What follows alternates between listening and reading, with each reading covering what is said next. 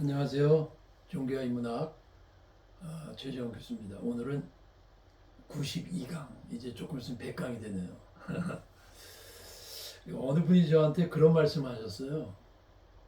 최 교수님, 이 유튜브 하는 게 쉬운 게 아닌데, 유튜브 하는 분들의 이제 제일 어려워하는 게 일방적으로 이제 말만 한다는 거죠. 물론 댓글들 종종 들어오지만 저에게 이런 서제신 하더라고. 그 구독자분들한테 어느 장소도 꼭 이렇게 하라는 얘기는 아니에요. 하나에 적은데 어느 장소에서 뭐 한번 모인다든가 아니면 춤을 통해서 한번 모인다든가 그렇게 해갖고 조금 그 적은 숫자라도 이거 중심의 어떤 그룹 같은 이제 뭐 한 달에 한 분이라도 하면 어떻겠느냐. 그래서 제가 지금 여러분들께 이런 하나의 이런 어떤 분이 이런 의견 주셨는데 여러분 한번 생각해 보시고 댓글에 올려주세요. 그리고 그거에 관한 거 아니더라도 제 강의에 어떠한 교정할 부분이라든가 이런 것이 있으면 언제든지 댓글에 올려주시면 좋겠습니다. 그래서 만약에 뭐 숫자 아주 적게 모여도 저는 상관없습니다. 그런 작은 모임이라도 한번 하게 된다면 100강을 우리 하고 그 100강 정도 하면 제가 다 한 2년 됩니다. 제가 한 2년 전 7월에 시작한 것 같은데 거의 2년 되는 것 같아요. 그래서 한번 여러분 생각해 보시고 예. 오늘은 이제 가장 큰 오해. 여러분 우리 살다 보면 많은 오해가 없을 수가 없죠. 거기 제가 써놓은 대로 이해가 부족함이 오해보다 낫다. 사실 이해가 부족해서 오해하는 건데 이 말은 이제 어떤 것에 대한 이해가 부족하면 오해하는 것보다 낫다는 그런 얘기죠. 그래서 우리 삶의 문제는 오해의 문제다. 우리 가족부터 부부가 또 얼마나 오해합니까? 그렇게 삶아되고 살면서도 사물에 대한 오해, 사람에 대한 오해, 사건에 대한 오해, 사회에 대한 오해, 종교에 대한 오해. 어느 그 분이 설교 목사님께서 설교 중에 이런 말씀하시더라고요. 하나님께서 인간을 창조하고 생명을 부어넣었다. 그 생명이란 걸 어떻게 해석하느냐? 많은 신학자들이 그거를 그냥 별 해석이 없더래요. 근데 유대 랍비에서 그거는 인간이 말을 할 수 있는 존재라고 그렇게 해석을 했다는 거예요. 그게 무슨 말이냐면 하나님의 영을 받은 인간의 그 생명, 영적 존재의 가장 큰 특징은 언어다라는 거죠. 근데 이 언어가 인간들이 죄를 졌을 때 하나님께서 바벨탑을 통해서 언어를 흩트리셨지 않습니까? 그 다음부터 인간의 문제도 같이 일어나는 거예요. 개인에서부터. 그래서 우리 또 바벨탑을 만들었던 사람들도 좀 이따 나오지만 하나님에 대한 종교에 대한 오해에서 나오는 거죠. 그래서 심리학이 뭡니까? 학문의 목적은 인간에 대한 이해를 넓히고 오해를 이제 줄이는 거죠. 간단히 말하면 역사는 역사에 대해서 그런 거죠. 사회학은 사회와 문화에 대한 이해하고 있는 것을 넓히고 오해를 줄이고 물리학, 천문학 모든 학문이 그런 관점에서 볼 수 있고 신학도 그렇죠. 하나님에 대한 이해와 오해에서 그런 노력 중에 하나다 이렇게 우리가 볼 수 있습니다. 그래서 인생의 가장 중요한 이해, 뭐 여러 종류의 지금 말씀한 대로 우리가 사물, 사람, 사건, 사회에 많은 종류의 그런 오해가 있지만 각각 영역의 성격이 좀 다르죠. 사물에 대한 오해, 이해, 그 성격하고 사람에 대한 이해, 오해의 성격이 굉장히 다르죠. 뭐 예를 들면 우리 다 잘 아시는 대로 지동설, 천동설, 그건 우주에 대한 오해였지만 말씀드린 대로 천문학이 발전함으로 그 오해를 풀고 천동설이 지동설이 됐죠. 그 다음에 인간에 대한 이해와 오해는 아직까지도 이게 굉장히 어렵습니다. 조금 더 구체적으로 말하면 철학에서, 심리학에서, 종교에서 말하는 인간에 대한 이해가 다 달라요. 또 사건, 사회, 그 다음에 종교의 이해와 오해의 성격이 이제까지 말씀드린 위의 것들과는 다른 성격을 갖고 있다는 거예요. 그러면 하나님 종교에 대한 이해와 오해의 성격이 어떤 거냐?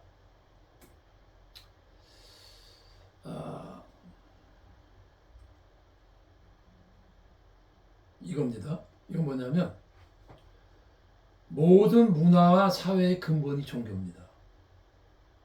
그러니까 뭐 지금 하나님을 믿지 않거나 종교에 무관심한 사람들이 많잖아요.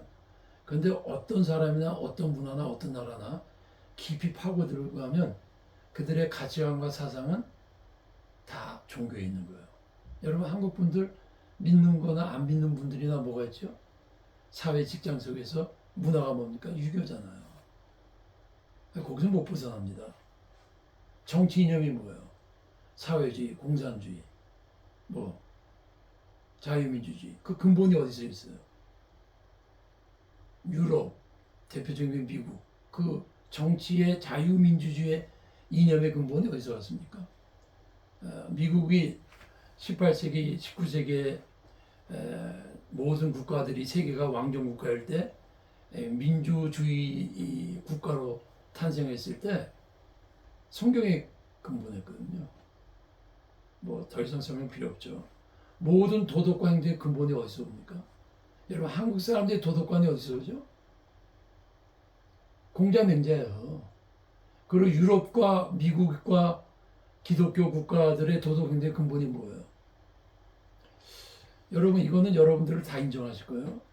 대체로 보면 오늘날도 뭐 유럽 문화가 많이 이제 타락했지만 그래도 보통 사람들의 정직성, 도덕, 사회 질서와 동남아시아 사람들의 어떠한 도덕 관련과 사회 질서는 굉장히 다릅니다.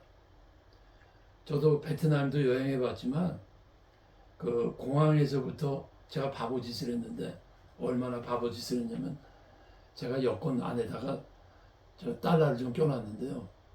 그 사람들이 보자로 봤더니 한 1분에 그 돈이 없어지더라고요. 그러니까 이게 그 동남아시아 여행하는 분들이 대체로 보면 돈 되면 다 된대요. 비자고 뭐고 다 된다는 거지. 뭐 서양에도 그게 없다고는 말을 못 하는데 그나마 기독교 국가에 있어서의 그러니까 우리가 왜 종교가 중요하냐면 이런 것이 다 의식하건 의식하지 못하는 인간의 무의식, 잠재의식, 사회, 도덕 문화에 깔려 있어요. 그리고 못 벗어나요. 예. 그 다음에 이제 기독교에 대한 오해가 있어요. 제가 이전에 기독교에 대한 오해에 대한 강의를 했어요. 근데 오늘은 기독교에 대한 오해 중에서도 은혜에 대한 오해를 하려고 그래요. 은혜. 자, 하나님에 대한 오해, 기독교에 대한 오해, 성경에 대한 오해, 교회에 대한 오해, 예수님에 대한 오해, 기독교인에 대한 오해. 세상에서 이게 뭐 흔하죠. 오해의 원인이 뭔가? 지극히 상식적인 얘기예요. 부분적 지식, 선입견, 또 교회와 기독교 역사가 잘못한 것도 많아요. 오늘날 소위 개독교라든가 뭐 주관적인 생각, 영적 무지, 인본주의 철학, 사상, 이런 무신론자, 인본주의 사상들이 기독교를 부인하거나 많은 오해의 원인들이 여기서 나타난다 이렇게 우리 볼 수 있습니다. 그 다음에 기독교 밖에서 기독교를 오해하는 거 말고 기독교인들이 소위 교회를 나가고 하나님을 믿으면서도 기독교에 대해서 오해하는 게 있어요. 그게 뭐예요? 기도에 대한 오해, 교리에 대한 오해, 축복에 대한 오해, 고난에 대한 오해, 교회에 대한 오해, 은혜에 대한 오해. 여러분 제가 목회 이렇게 하고 이렇게 학생들 가르쳐 보면요. 물론 본인 앞에서는 그런 얘기 안 해요. 절대로. 근데 이렇게 대화해 보면 어떨 땐 속으로 깜짝 놀랍니다. 분명히 장로님이시고 권사님인데 기도라든가 성경에 대한 그 잘못된 지식이 너무나 많아요. 예. 근데 오늘은 특별히 말씀드린 대로 은혜에 대한 오해를 한번 조금 사실 다음 강의도 연결이 되는 건데, 하나님의 은혜에 대한 오해는 뭐냐면 기독교인들이 갖는 가장 보편적인 오해예요. 자, 여러분, 우리 기독교인들이 교회에서 기도할 때, 평소에 대화할 때 가장 많이 사용한 단어가 뭡니까? 은혜입니다. 뭐 간증을 하건 보통 때도 뭐 대화할 때도 이렇게 뭐 칭찬하고 참 잘 됐네 그러면 하나님의 은혜입니다. 그 말은 맞아요. 근데 이제 중요한 건 뭘 갖고 하나님의 은혜냐고 생각한다는 거지. 왜 그것이 보편적인 오해냐면 각 사람마다 은혜의 종류가 너무 많아요. 은혜의 경험들이 많아요. 말씀드린 대로 수많은 기독교인들이 각자가 받은 은혜의 종류가 다 달라. 또 은혜를 받은 방법이 또 달라요. 그리고 무엇보다도 각자가 생각하는 은혜의 개념이 얼마나 다른지 몰라요. 그러니까 누구나 다 이해하고 다 아는 것 같은데 가장 많은 오해가 하나님의 은혜에 대한 개념이 오해가 있다라는 거예요. 원인이 뭡니까? 또 하나는 하나님께서 은혜 베푸시는 방법이 너무 다양해요. 수천만 너무나 다양해요. 또 말씀드린 대로 수많은 기독교인들의 다양한 은혜의 종류로 인한 은혜의 경험과 성격의 다양성이 있어요. 그러니까 하나님께서 다양한 방법으로 은혜를 베푸시고 기독교인들을 자기 삶에서 저를 보더라도 여러 다양한 은혜를 경험했거든요. 그럼 결론이 어떻게 나오겠어요? 은혜에 대한 개념들이 너무나 많은 거예요. 그러다 보니까 은혜에 대한 주관적 경험과 해석이 너무 많아져요. 그래서 설교를 하고 강의를 해도 어떤 분은 은혜 받았다 그러고 어떤 분은 은혜가 없다 그러고 어떤 분은 은혜적이라고 그러고 그게 다 본인이 생각하는 은혜거든요. 물론 각자의 생각하는 은혜된 게 다 틀렸다고 말은 못하는데 그것 때문에 오늘 제가 은혜 오해 원인 한번 생각해 보겠어요. 여러분 이스라엘 민족이요. 하나님의 은혜 가운데 살면서 가장 불평하고 망한 것이 이스라엘 민족이에요. 여러분 광야의 고난을 은혜로 생각을 못한 거예요. 그럼 이스라엘 민족만 그렇습니까? 여러분의 삶에 고난이 많죠. 우리 광야라고. 근데 여러분 솔직히 지금 내가 받은 은혜, 내가 받은 고난 속에서 이게 하나님의 은혜라고 정말 그렇게 생각하십니까? 이렇게는 말씀할 수 있어. 하나님께서 나에게 은혜를 주시려고 이런 고난을 주셨다. 그 맞는 말이에요. 그러나 그 고난 자체가 은혜라고 고백을 해보셨습니까? 바울이 고백하잖아요. 자기 있는 가시가 너무나 괴로워갖고 이거 벗겨달라고 그랬더니 하나님께서 그게 너에게 필요한 거야. 너 그렇지 않으면 교만해져. 그 깨닫고 이 고난이 은혜구나라는 거지. 왜 불평불만했을까 이스라엘 민족이? 고난 때문이에요. 그리고 자신들의 방식으로 원하는 게 아니거든. 하나님은 광야 자체, 고난 자체를 하나님이 이스라엘 민족에게 그걸 좋아하는 세디스트가 아니고 그게 꼭 필요한 거거든요. 근데 이제 이스라엘 민족은 고통이라는 것 때문에 원망하고 그건 하나님의 심판이고 채찍으로 생각했다는 거죠. 자, 우리가 은혜를 생각할 때 세 가지가 있어요. 은혜에 대한 믿음이 있어요. 은혜 주실 거다. 은혜가 있다. 분명합니다. 그 다음 말씀드린 은혜에 대한 경험이 있어요. 그 다음에 은혜에 대한 지식이 있어야 돼요. 많은 분들이 은혜에 대한 지식이 있는데 성경적이질 않아. 자기 경험 중심적이야. 자기가 원하는 걸 은혜라 그래. 그러니까 이스라엘 민족과 같이 고난이 오면 이건 은혜가 아니야. 광야에서 우리를 죽이려고 한다면 하나님 그게 아니죠. 그들이 400년 동안 노예로 살았기 때문에 그 속사람, 그들의 노예의식, 그들의 그 모든 걸 보시고 40년은 너희들이 여기서 좀 훈련을 받아야 된다는 거예요. 그러니까 이런 거예요. 우리도 마찬가지죠. 그래서 은혜의 믿음을 갖고 있지만 그거에 관한 은혜의 올바른 지식이 있는가? 내가 은혜를 경험했지만 올바른 은혜의 지식이 있는가? 은혜에 대한 믿음이 있는데 내 은혜의 경험이 그것과 같은 건가? 말씀드린 대로 은혜는 그래서 내가 원하는 걸 주시는 게 아니라 물론 내가 원하는 걸 주실 때 있죠. 경험 중심적 이해를 하면 잘못되는 거예요. 은혜 받은 것만큼 중요한 게 뭡니까? 은혜를 아는 거예요. 즉 은혜의 경험과 함께 은혜의 바른 지식이 있어야 돼요. 그것이 없으면 은혜 가운데서 불평한다니까.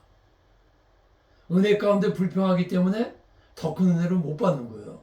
그것이 이스라엘 민족이 광야에서 하나님 앞에 불평불만해가지고 못 들어갔죠. 그러지 않았으면 가나안 땅 들어가는 거죠.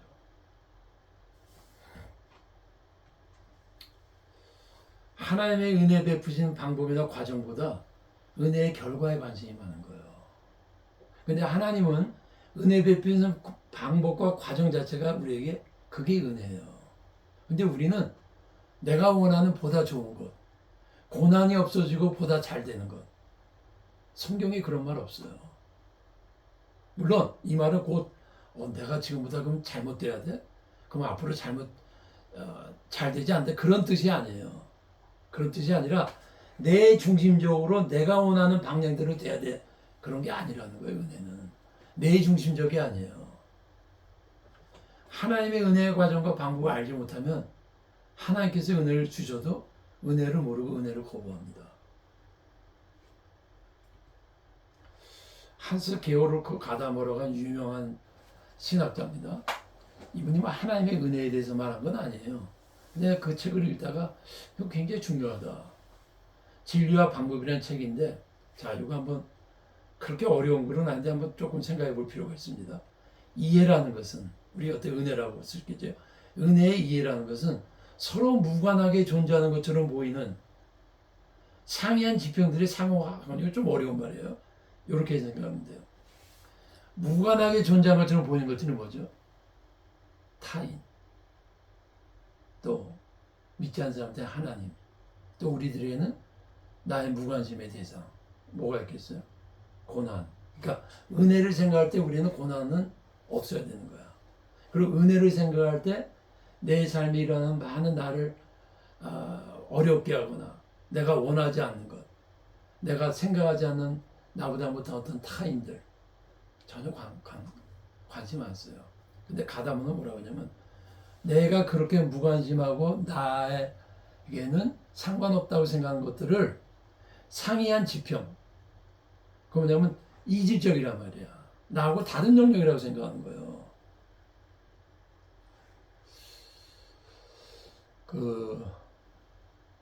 어느 분과 오늘도 대화를 했는데 그분이 그런 말씀하세요. 뭐 좋은 예니까 그냥 실제 얘기를 드릴게요. 우리 한동대학의 이전 총장이셨던 장순 총장님하고 오늘 대화할 기회가 있는데 그분이 이런 말씀하세요. 한동대학에 지진이 그때 크게 일어났었죠. 그래가지고 많은 학생이 충격을 받아가지고 이제 이전 옆에 있는 교회를 그 학생들을 빨리 이렇게 그로 이렇게 가서 이제 묶여 있는데 너무나 학생들이 두려워하고 우울증에 사로잡혀 있더래요. 그래서 장 총장님께서 뭐라고 했냐면 안 되겠다 싶어갖고 어떤 지혜를 어떻게 써주셨냐면 그러지 말고 고아원을 데리고 가자. 그 고아원에 있는 어린아이들을 케어하게 했는데 놀라운 사실은 그 아이들을 케어하는 그 순간부터 두려움과 우울이 다 없어지고 너무나도 기쁘게 한다는 게 무슨 말씀이냐면 나는 지금 두렵고 우울한데 사람들이 자기 문제에 꽉 붙잡혀 있는데 그때일수록 자기보다 못하고 어려운 사람들 앞에 무관심의 대상이 있다는데 관심을 두면 그게 바로 상이한 지평을 연결시키는 거고 그게 상호융합 과정이라는 거야. 나와 상관없고 내가 싫어했고 나를 바도하고 나와 전혀 상관없다는 사람, 어떤 대상, 어떤 고난 그런 것들의 변주법적 과정이 뭐냐면 만나서 대화를 하거나 도전을 받거나 하면서 앞으로 나가는 그러니까 은혜라는 게 그렇게 일어나요, 여러분. 이게 은혜가 하나님이 우리에게 은혜를 주실 때도 나보다 못한 사람을 앞에 무관심의 대상한테 베풀 때 내 마음에 기쁨이 오는 거지. 이게 은혜의 한 방식이다 이렇게 우리 볼 수 있고 그래서 하나님의 은혜의 특성은 뭐냐면 인간이 생각하는 은혜의 개념과 다르다는 거예요. 하나님의 은혜는 신적인 은혜예요, 여러분. 여러분가 강아지를 훈련해도요. 강아지가 원하는 대로 훈련하겠어요? 우리가 강아지보다 뛰어난 존재이기 때문에 우리 방식대로 하죠. 근데 강아지는 그거를 자기한테 고통을 준다고 그러죠. 훈련할 때. 똑같아요. 하나님 방식으로 베푸신 거예요, 여러분. 여러분이 은혜를 구할 때 이거 꼭 이게 굉장히 중요해요. 하나님 방식으로 하나님의 목적으로 인간의 방식이 아닌 방식으로 베푸거든요. 이게 하나님의 은혜의 특성이에요. 근데 은혜 종류가 벌써 시간이 많이 갔는데 빨리 하고 지나갈게요. 우리가 하나님의 은혜를 할 때 이 5가지가 있어요. 그게 자연 은혜. 오늘도 비가 내렸죠. 잘 믿는 예수 잘 믿는 나라에만 비가 옵니까? 북한에도 비 옵니다. 자, 구속의 은혜 다 알죠? 예수님의 십자가를 통한 구속의 은혜. 자격 없는 자에게 주시는 은혜. 내가 정말 내 자신을 보더라도 오늘날까지 살아온 거 하나님 주신 은혜예요. 한계 속에서 도저히 이거는 헤어날 수 없을 때 하나님 베푸시는 은혜. 그 다음 개별적 은혜. 하나님께서 각 개인에게 주시는 은혜. 근데 오늘 제가 이제까지 뭘 말씀했냐면 오해, 기독교 오해, 그 다음에 기독교인들이 가장 큰 오해, 많은 오해가 뭐야? 은혜에 대한 오해. 근데 그 은혜도 여러 종류가 있는데 오늘은 개별적인 은혜에 대해서 말씀드리겠어요. 근데 문제가 지금도 본론이에요. 자, 하나님의 개별적인 은혜의 특성은 뭐냐면 존재 중심적 은혜예요. 무슨 말씀이냐면 여러분 제가 목사죠. 근데 제가 하나님 앞에 하나님 제가 목회를 열심히 하겠습니다. 돈 많이 벌게 해주세요. 그러면 여러분들이 저에 대해서 뭐라 할 거예요? 싹군이구만. 무슨 말이에요? 목사에게 주시는 은혜는요. 물론 하나님의 물질이 전혀 안 준다 그런 건 아니지만 적어도 큰 부는 안 주세요. 왜? 목사니까. 이게 존재 중심적이라는 거예요. 내 존재에 맞게, 내 사명에 맞게 주시는 게 은혜예요. 구약 사무엘상 5장에 보면 하나님께서 이스라엘에게 블레셋에 빼앗겼던 언약궤를 다시 돌아오게 해서 이스라엘에게 주시는 과정이 나와 있어요. 여러분 강의 들으시고 사무엘상 5장에 쭉 한번 보세요. 블레셋에게 빼앗겼던 여호와의 언약궤가 이스라엘에게 돌아오는 과정이 나타나 있습니다. 그 9절에 이렇게 해서 블레셋 사람들이 하나님의 궤를 빼앗아 가지고 에베네셀에서부터 아스도에 이르니라. 여호와의 손이 아스도 사람에게 엄중히 더하사 독한 종교의 재앙으로 아스돗과 그 지역을 쳐서 망하게 하니 아스돗 사람들이 이를 보고 이르되 이스라엘 신의 궤를 우리와 함께 잊지 못하게 할지라. 그의 손이 우리와 우리 다음에 친다 하고 블레셋이 그래가지고 우리가 이스라엘 신의 궤를 어찌하랴. 아니 그들이 대답하되 이스라엘 신의 궤를 가두러 옮겨 가라 하므로 이스라엘. 이게 무슨 말씀이냐면 블레셋과 전쟁이 있는데 언약궤는 이스라엘의 상징이지 않습니까?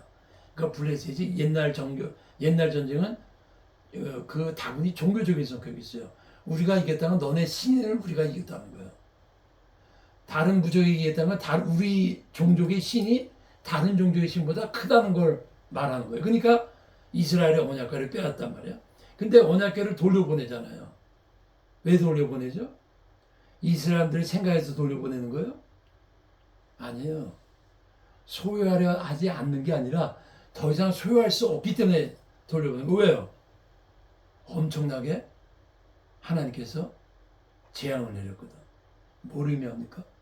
그건 너희들에게 속한 게 아니야. 갖는다고 믿게 되는 게 아니야. 소유된 의지의 문제가 아니고 존재의 문제라는 거예요. 여러분, 자, 그냥 쭉 설명하겠습니다. 언약궤는 블레셋이 소유할 수 있는 게 아니에요, 여러분. 네? 블레셋은 소유하면 안 되는 걸 소유하고 있었어요. 즉, 물론 오늘날 복음이 뭐 이방인에게 가면 되는 그런 의미가 아니라 그 당시의 언약궤에는 그 하나님이 주신 율법, 모세의 십계명이 담겨 있기 때문에 그거는 이스라엘 민족에게 주신 그 시대적인 특수한 사명을 위한 소유라고. 그 당시에는 이방인 존재성에 허락된 게 아니고 이스라엘 민족에게만 소유했던 거예요. 근데 그거를 빼앗아 가니까 같은 얘기죠. 이스라엘 민족이 소유하는 거예요. 즉 소유는 존재에 맞게 소유해야 돼요. 오늘날 이게 많이 없어졌죠. 오늘날 대학교에서도 전공할 때 보면 우리는 뭐라 그러죠? 네 소질에 맞는 공부를 해야 된다고 그러잖아요. 그게 존재를 말하는 거예요. 근데 그거보다는 뭐라 그래요? 돈 잘 버는 거. 직장 취직 잘하는 거. 그래서 자녀가 종종 그 유튜브도 재밌는 거 나오더라고요. 본인이 공부해갖고 자기 분야에 그래도 어느 정도 성공했는데 자기가 정말 되고 싶어 했던 거를 그 다음에 늦게 시작하는 거지. 우리 다 아시는 대로 손흥민이 축구를 안 했더라면. 네? 네. 여러분, 제가 항상 똑같은 비유하죠. 지금 물을 마십니다. 이 물이라는 거는 우리 신체적 조건에 맞는 거잖아요. 근데 내가 물을 안 마시고 다른 걸 먹으면요. 병이 나거나 죽어요. 여러분, 이런 물리적인 것만 그런 게 아니에요, 여러분.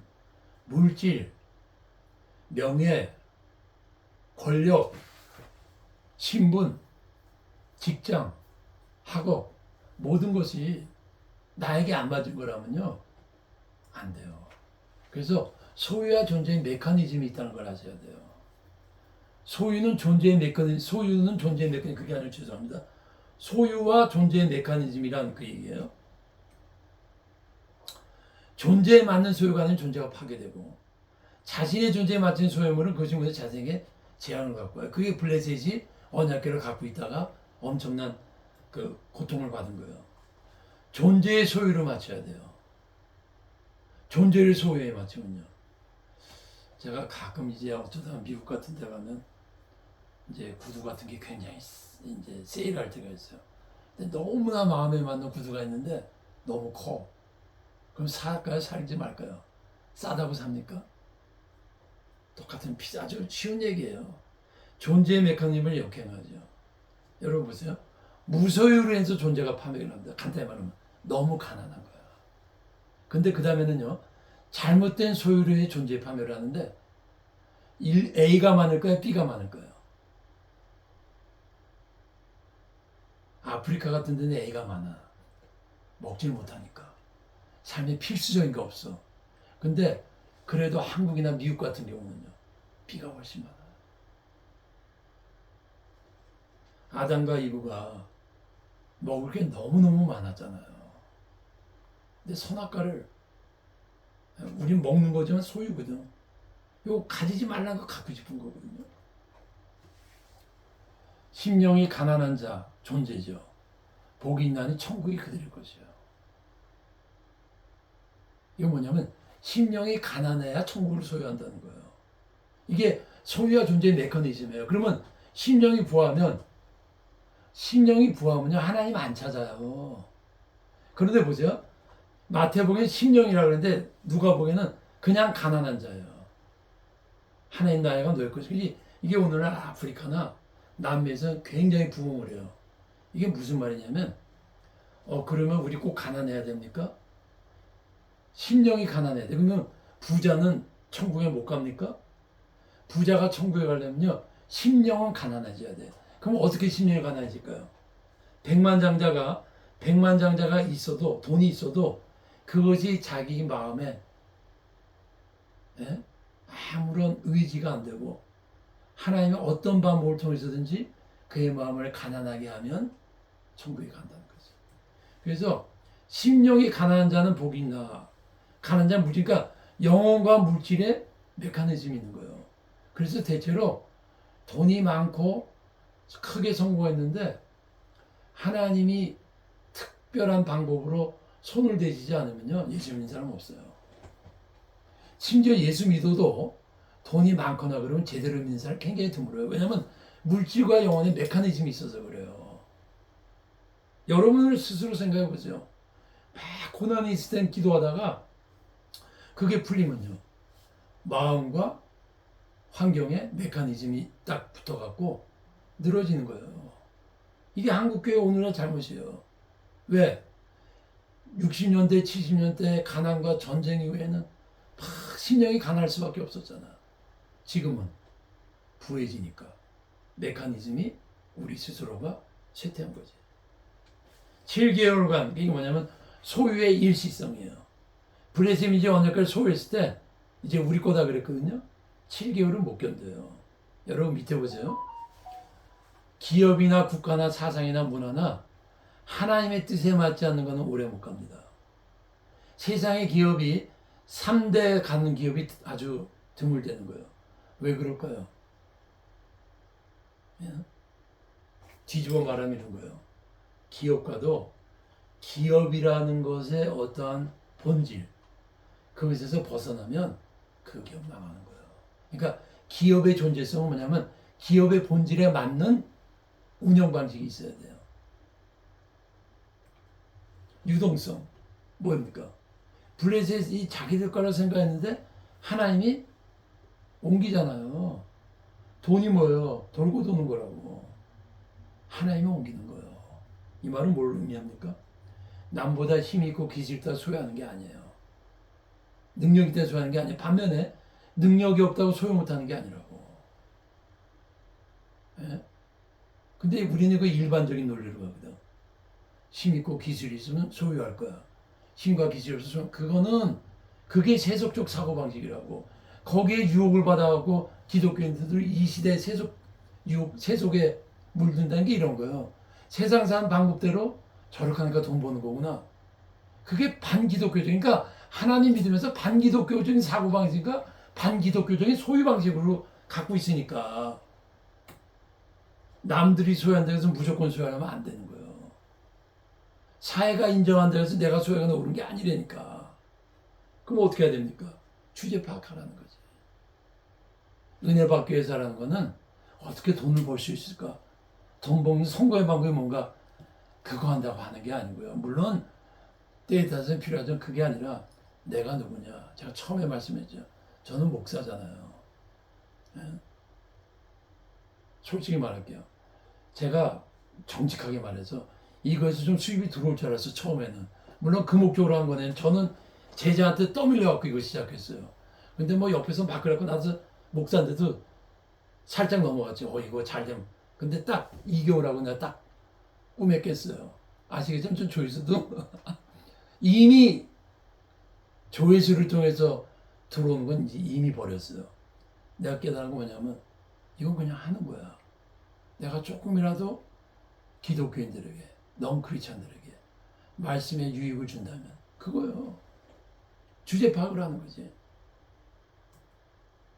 예, 여기까지 오늘 하도록 하겠습니다. 감사합니다.